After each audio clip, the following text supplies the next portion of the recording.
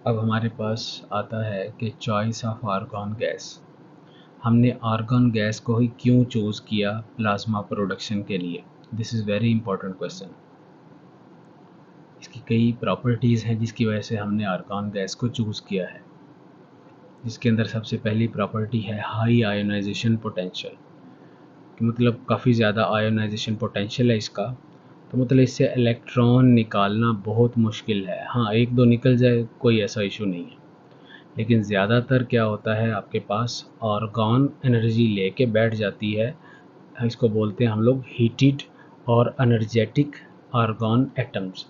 यही दूसरे atoms, for example B atom है, उसके साथ कोलाइड करेगा, खुद क्या हो जाएगा डी एक्साइट, और बी को क्या कर देगा excite.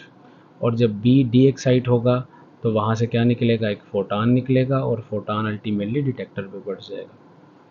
Argon requires a relatively high amount of energy to ionize, which helps in sustaining a high energy plasma suitable for atomization and excitation of most of the elements. It prevents excessive ionization of the sample, reducing interferences in AES. दूसरी property है हमारे पास chemically inert and non reactive nature.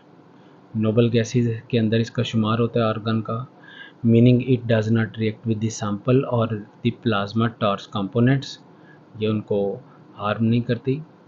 Rather कि हम लोग oxygen इस्तेमाल करें या नाइट्रोजन, वो क्योंकि रिएक्टिव गैसेज हैं रिलेटिव टू नोबल गैसेज, तो वो ऑक्साइड और नाइट्राइड्स फॉर्म करती हैं। लेकिन आर्गॉन गैस को इस्तेमाल करने से आर्गॉन कोई अपने कंपाउंड नहीं बनाती वहाँ पे, ये सैंपल के साथ रिएक्ट नहीं करती, जिसकी वजह से हम लोग स्पेक्ट्रल इंटरफेरेंसेस से बच जाते हैं। थर्ड प्रॉपर्टी है provides a stable and consistent plasma due to its monoatomic nature. आपको पता होना चाहिए नोबल गैस का या नोबल गैसेस का ऑक्टेट कंप्लीट होता है। ऑक्टेट कंप्लीट होने के नतीजे में ये मोनो एटॉमिक फॉर्म में रहना पसंद करती हैं, और मोनो एटॉमिक फॉर्म के अंदर रहना मोनो एटॉमिसिटी कहलाता है। तो ये सारी मोनो एटॉमिक नेचर की गैसेज हैं noble gases. Argon maintains stable and uniform plasma temperature, जो कि 6000 से 10,000 केल्विन जाता है आईसीपी के अंदर, and leads to reproducible results in emission spectroscopy. Reproducible result से मुराद है एक बार एनालिसिस किया एक रिज़ल्ट आ गए, दूसरी बार एनालिसिस किया तो सेम रिज़ल्ट आए, तीसरी बार किया तो सेम रिज़ल्ट आए। इसको ऐसे भी समझ सकते हो, फॉर एग्जांपल आपने टाइट्रेशन की तो NaOH का वॉल्यूम यूज़ हुआ 25 ml, नेक्स्ट टाइम फिर आपने वही दोहराया तो फिर भी 25 आया, तीसरी बार दोहराया तो 25 आया। तो बार बार सेम रिज़ल्ट आने को रिप्रोड्यूसिबिलिटी इन एनालिटिकल परफॉर्मेंस बोला जाता है। क्योंकि प्लाज्मा एक कंसिस्टेंट टेम्परेचर पे बना हुआ है तो हर बार रिज़ल्ट सेम आएंगे। चौथी है हमारे पास हाई थर्मल कंडक्टिविटी है इसकी। Argon efficiently transfers energy with the plasma, ensuring uniform heating and complete atomization of the sample. उसके बाद फिफ्थ नंबर पे आती है readily available and cost effective. Argon is third most abundant gas in earth atmosphere. लगभग ये 1% के आसपास होती है, और स्पेसिफिकली बोला जाए तो 0.93%। आपको पता होना चाहिए कि सबसे ज़्यादा नाइट्रोजन गैस है 78%, उसके बाद ऑक्सीजन गैस है 21%, उसके बाद आर्गॉन आता है ये लगभग 1%, और उसके बाद बाकी थोड़ी थोड़ी गैसेस कार्बन डाइऑक्साइड, हीलियम, इस तरह की गैसेस होती हैं। तो it is third most abundant gas. तो ये आसानी से मिल भी जाती है और सस्ती भी है रिलेटिव टू अदर गैसेस, ठीक है ना। हीलियम एक्सपेंसिव है, और नाइट्रोजन लेस एफिशिएंट है क्योंकि ये नाइट्राइड बनाना चालू कर देती है, रिएक्शन चालू कर देती है, तो इसलिए हम इनका इंतखाब नहीं करते। So readily availability and cost effectiveness की वजह से आर्गॉन गैस का चूज़ किया जाता है। उसके बाद transparent to optical emission. Argon does not produce strong spectral lines in the UV visible region. ये यूवी विजिबल रीजन के अंदर अपनी स्पेक्ट्रल लाइंस नहीं देती। So reducing background interference in emission spectroscopy.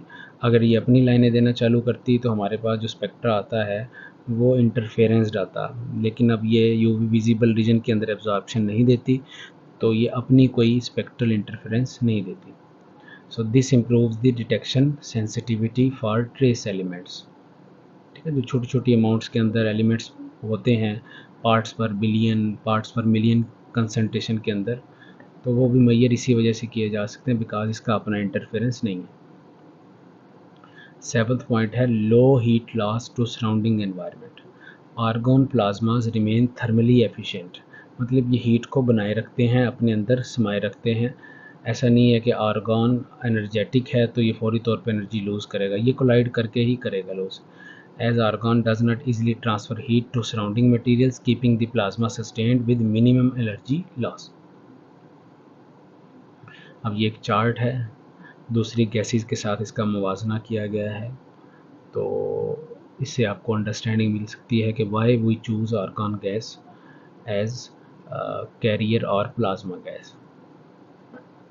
Argon की बात की गई है, आयोनाइजेशन एनर्जी इसकी है 15.76 इलेक्ट्रॉन वोल्ट। रिएक्टिविटी इनर्ट है, मतलब रिएक्शन नहीं करती। अफोर्डेबल है, सस्ती है। बेस्ट चॉइस है, stable, widely use in AES। Helium की बात करें अगर, तो इसकी आयोनाइजेशन एनर्जी इससे ज़्यादा है, मतलब आर्गॉन से ज़्यादा है। इनर्ट भी है लेकिन एक्सपेंसिव है। हमने क्योंकि एनालिसिस हंड्रेड्स के अंदर करने होते हैं, 100 सैंपल, 200 सैंपल, 500, 1000 सैंपल, तो अफोर्डेबल गैस होनी चाहिए हमारे पास। हीलियम को इस्तेमाल करेंगे खर्चा बढ़ जाएगा।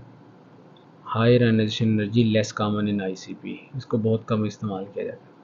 अब नाइट्रोजन की बात की जाए तो आयोनाइजेशन एनर्जी इसकी आर्गॉन से भी कम है, मतलब जल्दी इलेक्ट्रॉन निकाल देती है ये अपना, और रिएक्टिव नेचर की है।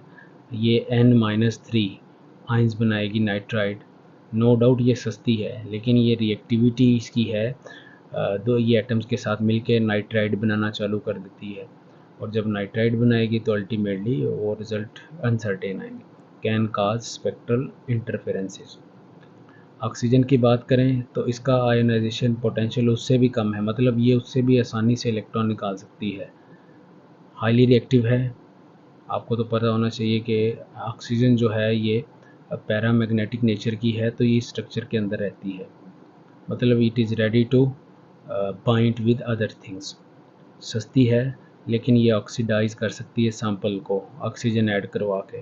एंड टार्च कंपोनेंट्स, और टार्च के जो कंपोनेंट्स है, जो पहले मैंने पिछले लेक्चर्स के अंदर आप लोगों को ब्रोकन ICP टार्च दिखाई थी, वो जनरली इस तरह की गैसेस इस्तेमाल करने से होता है।